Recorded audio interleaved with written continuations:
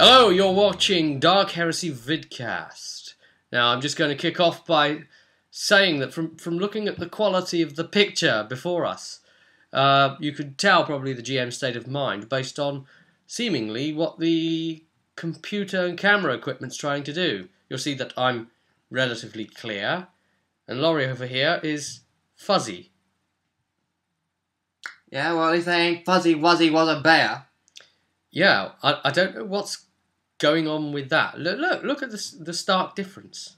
We did this session, but you weren't happy with it, were you? Nope. Right, what have we played? Bad Day at Blinding Gulch, Part 2 of Book 2 of the Apostasy Gambit. We are hunting Venom skin with our Acolyte cell, and our Psyker comes and joins us again, so Pete's back. He managed to turn up for today. this particular one. So, we also heard reports that one of the Project Solar assassins is in the area, at Gunmetal City itself. Solar Paroxysm, just for whatever reason, killing somebody. Yeah, in his fashion. They're privileged to die by him. But he didn't really come into play. It's just one of them, I looked into the world and I saw it. Ooh, that's interesting. It's there, basically. Yeah. We went to the underhive of, below Gunmetal City, wasn't it? Interesting. The first choice was to figure out the transport means down there. So we chose a sort of semi-legal... Yeah, you choose the midway point version. Caravan. Yeah. So we get down there and find a load of bodies. There's been a gang warfare thing going on. Obviously this video is going to contain big spoilers if you're thinking of running this module. Anyway...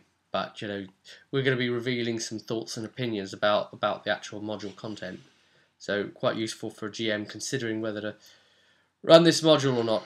So, there's a guy pointing a gun at us. Yeah. It's one of the gangs.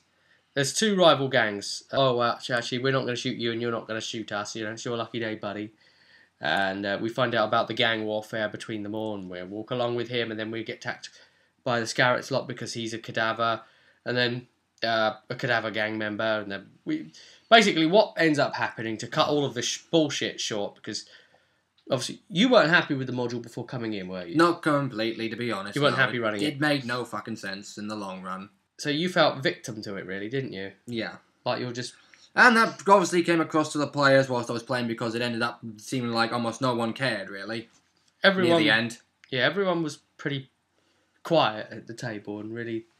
The atmosphere wasn't quite there. I didn't really have a lot of fun the whole night, personally. Yeah. From my personal... Basically, it goes like this. Both sides want you to join them.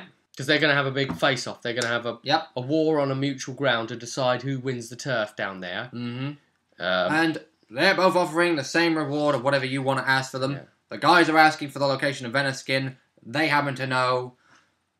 But the guys are also like, oh, we're not going to just join you. Give us the information now. Yeah, so we have to decide, oh, well, who... So I had to try and push them into thing by saying, oh, blah, blah, blah, about the other one, from one side's perspective, which could be considered a truth or a lie to try and force their hand. What they're basically saying, oh, we want your help because we don't believe they'll play fair.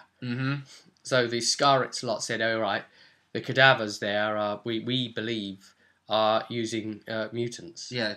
So that's why... You know, but there is a secret entrance to get in and have a look around, if you like. Yeah. So, you know, we went along and we let ourselves in.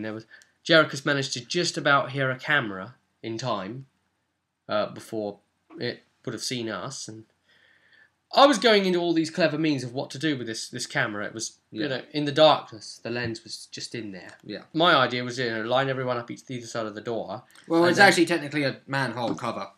So it's going down, that one. Right. Which negated that plan to begin with. But it's on the wall of the inside, right? Kind of, yes. But it's going straight down, so lining people on the outside of a door and... Well, it would still flash it, wouldn't it? I don't know. Was it a ladder?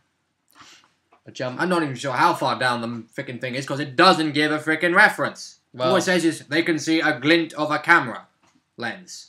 You feel very uncomfortable running the way these modules are written, don't you? Top of everything. All it does is like, oh, your players have to have up here constantly working because I'm just going to have to give them visual descriptions without any imagery. Which is almost every fucking module. Yeah, no pictures. There are some pictures, but you only get them of buildings.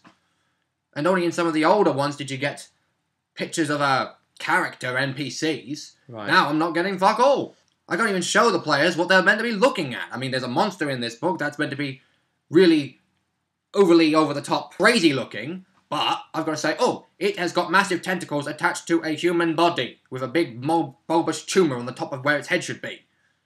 Yeah, we'll get to that inside this base.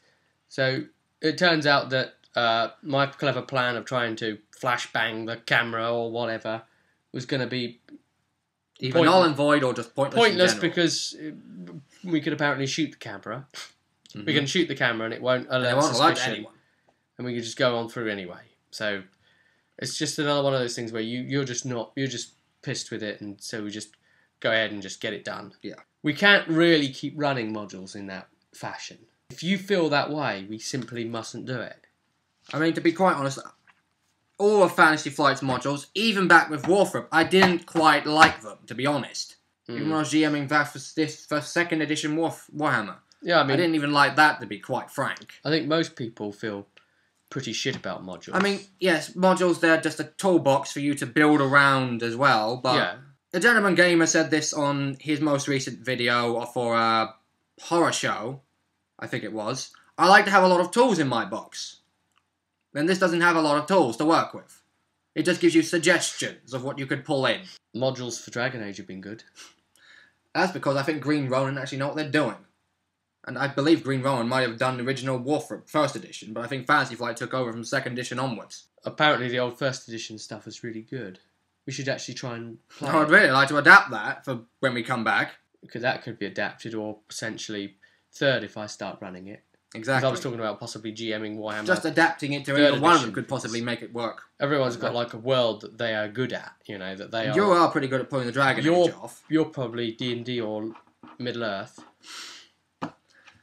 Most fantasy I can pull off quite relatively well. I'm Warhammer Fantasy. Craig, for example, is Warhammer 40k, even though Laurie's the GM on this one. Yeah, this was just made decision because I had done Warframe historically before. Happens to be the GM of this one. Yeah. Peace to Cthulhian. Yeah. The Lovecraftian. Yeah, that as well. Because what you were saying there would sound like he needs to see the orthodontist, and the orthodontist to take a peek in, and they'd be like, what's that? What's that? What's that? What's that? Oh! Yes, we're considering Dieter doing the exact same thing with his shadow and tendrils. And we get into the base and we just kill a bunch of people and say, we've took the secret door. You're meat and we're going to shred you up because you're nothing. We'll go right through you like nothing. Yay. We find a great big... Dragon Age 0 experience for every encounter. You can't fault it, can you? Seriously, guys, if you haven't been tuning into the Dragon Age vidcast... You know what? That's what I'm going to do in Pathfinder. I'm going to determine everything by encounters. You really do need to tune into the Dragon Age vidcast because the quality of the modules are better than Dark Heresy. There, I said it. You know, and the world to me... That might also have something to do with my GMing style as well, but... It's a lot more fun. You know, no, don't get me wrong. You know, the world of 40k is definitely a lot more intricate and involved and more interesting than the world of Dragon Age.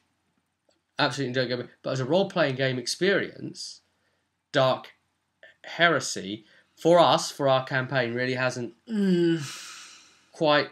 lived up to the expectations that it should have been. And I think you're really keen now to bring out your own content, aren't you, Doug? Yeah, I just want to end it and just say, okay, guys, here's the bullshit that's happening.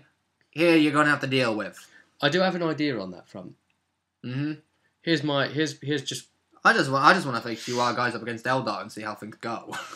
In fact, I'll give you my idea at the end. Remind me to give you my idea at the end. All right.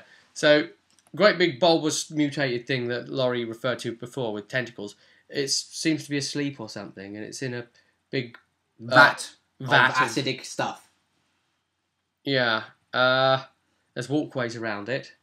Jericho's goes up onto a walkway, and pineapple.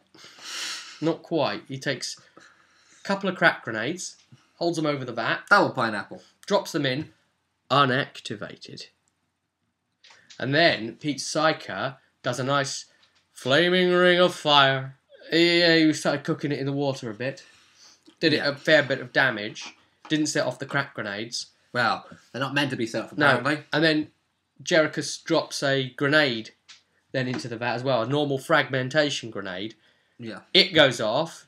It sets off a chain reaction of the 2 crack grenades, and that with the fire and everything has killed it before combat can even begin. And made the glass go boom. So then everyone does a toughness test. Well, they take instant damage and it counts as toxic, so they have to take a toughness test to avoid taking more damage.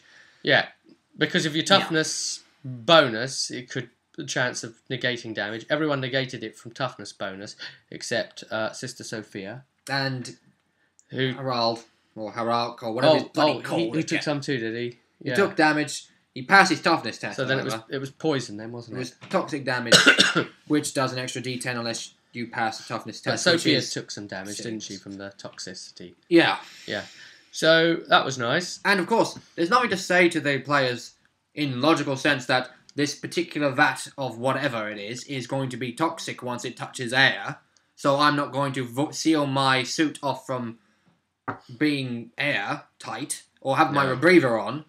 No, we didn't know whether to take precautions, but I thought I was all right because I was above it, above the water, as it were. Yeah, but it's a gas going up, and gas is rising. But yeah, it's the gases. But we killed that thing, and as it dies, it seems that it's got a load of growths on it, organs. In one of the previous rooms, we found like a morgue. Yes, a whole load of the bodies in the morgue. You can see the surgical scarring line where they've been cut open, and it's the failed experiments where they haven't taken the chaotic extra organ very well, though they've just been kept around in the chiller.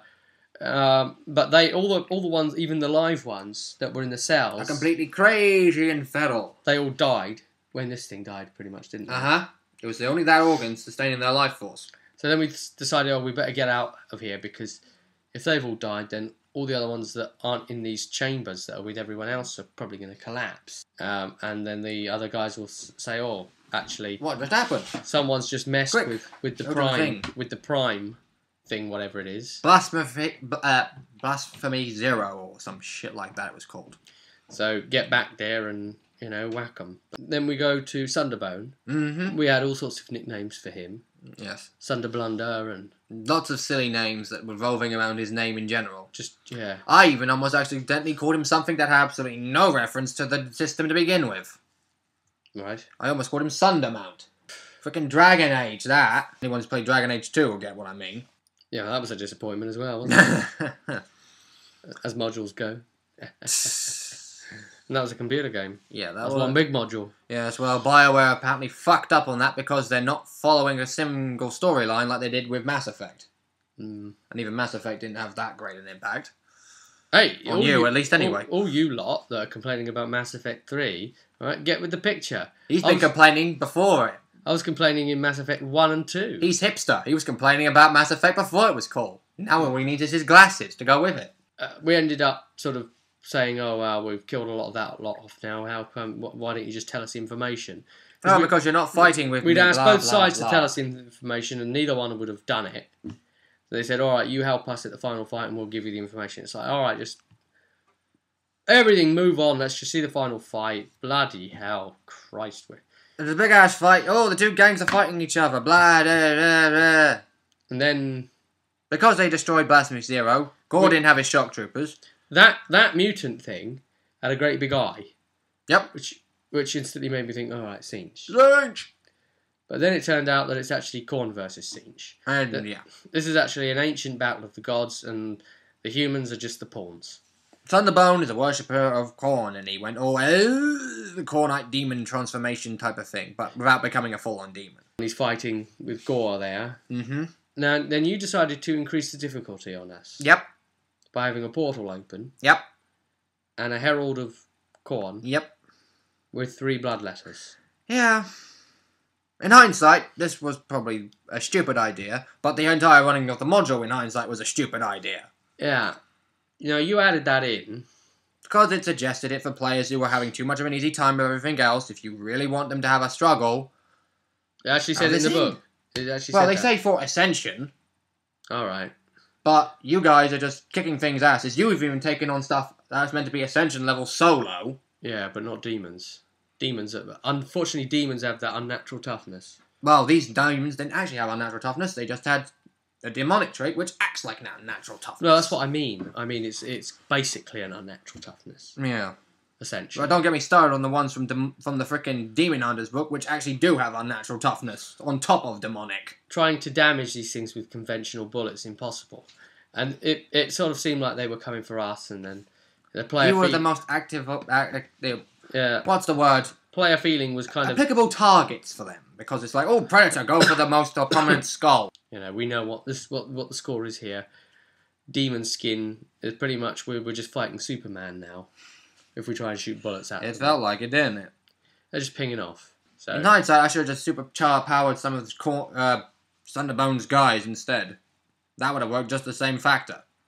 Yeah. Or at least to give some extra degree of difficulty. Because it said, oh, this module is set for level 7s. Yeah. And we're kicking things' asses too easy. Because everything we're facing is an average fucking human. You're saying level 7 and you're giving us this shit. Well, one of the players seriously did say before about generally the way the campaign is, but the way the modules are going and stuff. Same shit, different worlds. Oh, demons are involved. I did not see that one coming. Yes, welcome to Dark Heresy, where demons are the answer to everything.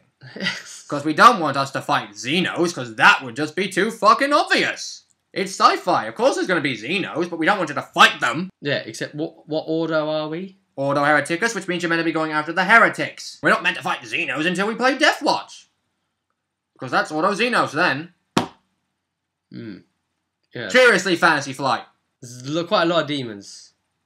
Too many for my liking. You should be fighting superpowered humans because they're heretics who worship the gods. Or just even generally superpowered for whatever reason and are heretics. And that is also... Who don't worship the God Emperor. That's what you should be fighting. Not fucking demons or Xenos, but just give me some Xenos in one of these fucking books. That would just give me a whole lot of extra sense. To balance shit out. Yeah, well, you know, that also fits Jericho's MO for his personal That's the reason why I was pulling storyline. Hereticus in the first place. Because Jericho's main storyline is to be on the lookout for severe gene heresy, which is when gene heresy popped up in this, Jericho was like, whoa, primary objective overrules everything else, this could be it. I've been looking for one of these. Then when he realised... And in hindsight, I could have pulled that and that would have made a whole lot more fucking sense than Blasphemy fucking Zero. Blood letters. Demons. We were fighting the demons. Jericho opened fire and got 7 bullets in. And they all pinged off the guy's just armor. a blood letter, not the herald. Yeah, if you had actually called out the herald and said, I'm doing cold shots to the head, you would have actually done some damage. Because it's not wearing a helmet. Now, does that make any sense? That the Heraldicorn has no armor on his head, but the Bloodletters have armor over their body. Yeah, well, you wouldn't think, would you? Would you do? That there'd be a distinction there, to be honest with you. Exactly. There shouldn't be a freaking distinction. In fact, in most depictions, demons don't wear fucking armor. Unless you're talking about super epic Bloodthirster. Trying to, 7 bullets all pinged off, did practically nothing. You made some nice dents, that's about it. Because we got no sanctified bullets. If you had sanctified bullets, you would have done something. I did have sanctified. My underslung shotgun had 8 sanctified rounds. So what do? Yes. I blast. Okay, and what do I bloody roll? I roll 90. Miss. So I go spend fate point, roll 95. Jam. But it's reliable, so it didn't jam in the end. So I missed. And it's like, alright, these things are closing on us now. And Sophia engaged them. Rah. And got completely overwhelmed by their attacks. Mm-hmm. And you know, she's wearing no armour now, being a Repentia. All of her wounds got stripped. She got under the minus health. Eesh, critical table, bad time. Was getting hit left, right and centre. Fate points were looking like they were going to be spent, but you know, the player wasn't really going to be able to dig out of there. It would have been a situation where the character just survives by the skin of their teeth and is knocked out unconscious for the rest of the fight. So, essentially, you decided... Right. We decided, right, the player's... This is it, that she's dead. Sophia's going to die here. There's no... Or she gets kicked out of the fight for the rest of the remaining thing. But So- you decided you didn't want to do that, really. So you said you offered a chance of doing what Space Marines can do. Mm-hmm. And that's a sort of last stand type thing. When they're on last fate point, they can decide to pull the epic, crazy shit that is like, right, I'm going to go completely reckless here and just kill everything and I'm not going to die or I'm going to suffer the effects after. Yeah, I think it suggests resolving it narratively, doesn't it, when that happens? Mm-hmm. To make it interesting. It's something legendary in your actions, but it would have been nice if the player could have come up with something that Sophia could have done so that it could have been written in concrete there. Well, I haven't a particular idea of things, but there's just so many variations that could come about. The rest from of the table else's. didn't really get to see how Sophia went down because it wasn't really explained. It could have been something where she lets them impale her on their swords, and then she does some sort of epic light blast that turns them all into glass or some shit. A blast from herself. Mm-hmm. Releasing of holy energy from the God Emperor, blah, blah, blah. Okay. That kind of deal. That's kind of one idea that comes to mind for me. I don't know if that makes any damn sense. Well, it sort of does. It sort of does. A blessing that comes over her, and it gives her a chance to explode with energy outward, but I guess burn all the skin off her body doing it, but the holy fire cleanses them. Turns them into glass or obsidian statues or whatever the fuck. And then she hits the floor as a scorching sacred skeleton. And I bet you if that's what happened, then they'd probably recover that skeleton and it'd become a relic. Put it in a case as an idol. It'd become a fucking relic, that's what it would be. Maybe on Gunmetal City itself. This held back a demonic incursion. Yes, the stories then get exaggerated sort of situation. The hand of the Emperor. It'd be a great tourist spot for Blinding Gulch now. Right in the centre of the town. Sister Sophia has fallen. She's no more, she's gone. We're not sure what's going to be coming in.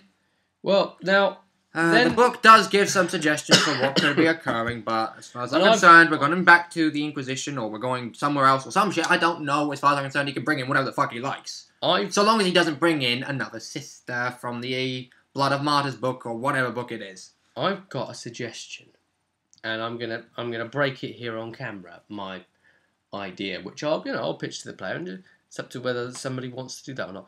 But anyway, we'll see what happened. We'll just quickly cover what happened here. So the fight finishes up. We just lay into Sunderbone. The other guy ends up dead as well, Gore. Yeah. And we kill off Sunderbone eventually. Yeah. Pete's psycho powers are pretty powerful. Yeah. Yeah. At the start of this beginning of this adventure, I decided, right, you're wearing armour, I'm going to fuck you. There's nothing in the book to say I should do this, but I'm still going to fuck you. You're wearing armour. For every point, you have to take extra 2 to the threshold. There's no common sense things in there about armour. But we all know, from the lore, especially Craig who can give us this, will tell us that armour will fuck you in some way, shape or form. It doesn't tell you anything about the cumbersome nature of armour if you're an assassin, for example. Needs to be live. If he's wearing carapace, he should be having trouble moving. Carapace should basically affect anyone in the movement factor, but for an assassin, it's even worse when he's got to worry about his agility.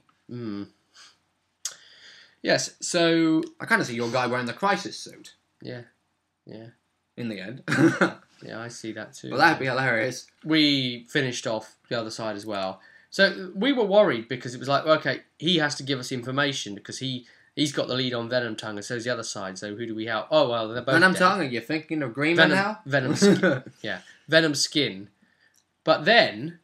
It says in the book that, basically, people in the fucking place know it, so know where Venom Skin is anyway. So, basically, I can say, oh, the Doc knows where Venom Skin is. The owner of said bar knows where Venom Skin is. Any fucking bollocksing idiot could fucking say they know where Venom Skin is. And the book's telling you that people know. Yeah, but you've got to ask the right questions to the right fucking people. But because you just saved the town, they're very forthcoming now. Then the guy comes forward and tells us where Venom Skin is. Yes. You didn't like that fact. I was looking like, oh, for fuck this shit. Why even bother having the epic fight scene in the first place? If you can just ask any random fucking idiot in town. The town drunk would be able to fucking tell you at this rate. Oh, God. Seriously, if the GM is finding the module to be shit, even if you're just using it as a toolbox and building around it, the stuff like that comes up and just says, hey, everything you've just done makes no fucking sense now. So, Church of the Damned. Link in the crotch bar below if you want to take a look at it and buy Let it. me say this. Part 1 made more fucking sense. And I mean book 1. If you're gonna, That was the Black Sepulchre, guys. That was fun. We had a live session for the last part of that book. Unkillable Demon. adapt, guys. Adapt the fuck out of it. Don't just look at the guidelines that say, oh, if your party is this, because these are meant to be for any fucking level, this trilogy. If you weren't really with it, that whole thing, you were even playing music during the thing. My Little Pony music. It was fan-based stuff plus freaking actual stuff from the show. And obviously the rest of the Party the table was were going like, what mad. the fuck are you doing? What the fuck are you listening to? It's just partly helps to kill the spirit and drive us down even lower than we were. Yep. But if anyone else was playing music at the table, you know what? I wouldn't have given a shit, because the way I was feeling, at that particular session, I wouldn't have cared what anyone did. Right. So here's my suggestion. Craig's lost a character. Yep. He's got no character at present. He's going to GM Rogue Trader when we get round to doing it. Yeah. You want to run this crap with your own content. Yeah. You believe so. Yes. But it's still the 40k universe, so you're not all that comfortable anyway. I'm never comfortable when it comes to sci-fi in general. Sci-fi's not my thing. I mean, I like sci-fi. I watch sci-fi films. Heck, I like Star Wars. At least the first 3. Not numbers 1 through 3. I mean 4, 5, and 6. Yeah. Those were brilliant. Well, that's when George Lucas still allowed other people to edit his work and didn't become the sole governing the last word. And yes, I like Star Trek too. And I'm a minor fan of Stargate, but that just gets a little bit silly. And Battlestar Galactica, don't get me started on how stupid I find that. I don't like Battlestar Galactica one bit. I mean, I like my sci-fi, but in doses, that makes sense. It didn't work for me at all. The only one that, for me, made any sense was Firefly. Oh, yeah. That was it. If you want sci-fi, that's the one to watch, especially if you like Joss Whedon's stuff. You could ask C. Craig if he wants to take over the module running. He doesn't have a character, so he technically could. It'd be good training for Trader. Yes. And then you could roll a character as a replacement to Craig's character, and he could GM. Because if you're just feeling off the rails with the whole thing, you could ask him if he wants to run it. Yeah. And then... the only problem is, I've studied for all the modules, except for the ones, books 2 and 3 in the Harlock's trilogy. Well, it doesn't matter to you anyway, because your modules are bullshit to you, aren't they? The whole lot of them. Yep. And to be quite frank, some of this shit, it's ridiculous anyway, what's in here. Right. What they say to do. What type of tests you need to pull. Every time you roll the dice, you're breaking immersion, to a degree. Testing for every little thing becomes a bit stupid. Oh, I am searching for this. It's in plain sight. I'm not going to have to bother with the search test. Thank you very much. What's the point of giving me a plus 30 search test for something that's in fucking plain sight? You could just... I'm guessing the plus 30 is to say, oh, it's in plain sight, but even with that plus 30, someone could accidentally roll something that's really stupidly high. That's what fate points are for, though, isn't it? It's spending per day, but if it's in plain sight, what's the fucking point? You've got the power to just overrule that, haven't you? Exactly. The challenge for you then is to pretend that you... or to try and portray it in a way that you don't know what's going on. Well, with some of the crap that's coming up here, the modules to 2 that I've read, it's going to be fucking easy. Easy to what? To portray that I'm a dumbass who doesn't know shit. Because you as the GM feel that way anyway. Well, let's put it this way. The next one takes us back to the cathedral again. But the point is, we're there for the obvious reason of we have the information, we have the proof, we're going to go take down the guy we were originally sent to do in part 1 of this book. That's just the beginning. I just wanted to get him. That's in the just first adventure. the beginning. I just wanted to get him in the first one. They said, oh, he's gone. You can't get him, he's gone. Yes. Well, that's just the beginning of it. It then goes through a whole silliness of where we have to go to I'm another like, planet where's he to gone? deal with some new problem that sprouted up. I'm not going to go into detail for spoilers in case anyone does actually want to run this, and someone else runs it for us. I think as it stands, But the way they've got it written, it'll be fucking easy for me to be just a new member of the cell. Be like, oh, I don't know you guys, what's happening? Like, I haven't even properly looked at the 3rd book. I've got the 3rd book. I mean, I've got some things I'm still working on at this rate in time. I'm kind of half suggested to say, right, once we get to the end of it, let's fuck Ascension, we'll come back to that later, and jump on to Rogue Trader.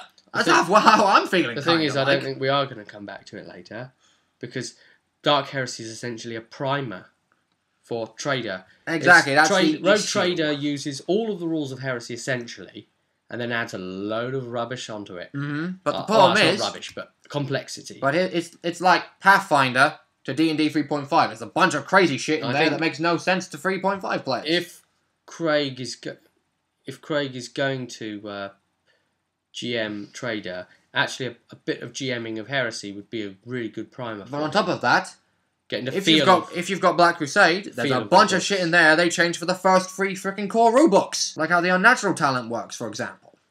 Yeah. Plus, and also how rapid fire works as well. Well, he would need a bit of time to get primed up on it, wouldn't he? You'd have to basically instruct him as the immediate past GM. You'd be the IPGM. Right. And I'm sorry if I've been a bit loud in this video, people. Well, you know. But Rob has to suffer for me in real life. Well, it's always the intention of this series to not bullshit and colour a picture on this. It's just to give you the balls and warts and all facts of how these sessions go. And that's why we show the live sessions. You know, it may not necessarily be the best live session we've captured. Maybe we've had other ones that weren't recorded or something like that. But we show you anyway because it's a representation of what happened, of our life.